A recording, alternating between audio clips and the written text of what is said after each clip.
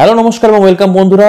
Boomerang ছবিকে নিয়ে কিছু কথা বলবো। আগে একটা ভিডিওতে বুমেরাংকে যে টাইমস অফ ইন্ডিয়া টপ 10 সিনেমার মধ্যে রেখেছে এটা নিয়ে বলেছিলাম। এবার কিন্তু বুমেরাংকে সম্মান দিল আনন্দলোক।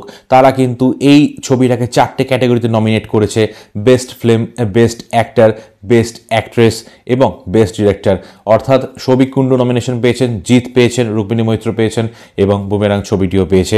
এছাড়াও WBFJতেও কিন্তু নমিনেশন পেয়েছিল কয়েকটি ক্যাটাগরিতে, কিন্তু তার থেকেও বেশি ক্যাটাগরিতে কিন্তু এখানে নমিনেশন পেয়েছে এবং আমি মনে করি সমস্ত ঠিকঠাক ক্যাটাগরিতে একে কিন্তু নমিনেশনস দেওয়া হয়েছে। পরে আপনি যেটা নিয়ে কথা বলবো সেটা হচ্ছে যে আমাদের বাংলা ছবি একাডেমি অ্যাওয়ার্ডস 2025-এ নমিনেট হয়েছে ইন্দিরা ধর মুখোপাধ্যায়ের ছবি পুতুল।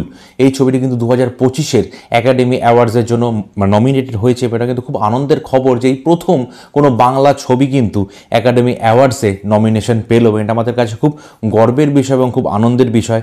হোপ ফর দ্য বেস্ট, এই ছবিটা যাতে জিততে পারে এটাই আমরা আশা করব এবং এটা জিতলে কিন্তু একটা দারুণ ব্যাপার হবে এবং একটা অভূতপূর্ব ব্যাপার হবে, ইতিহাস তৈরি হবে বাংলা ইন্ডাস্ট্রির জন্য।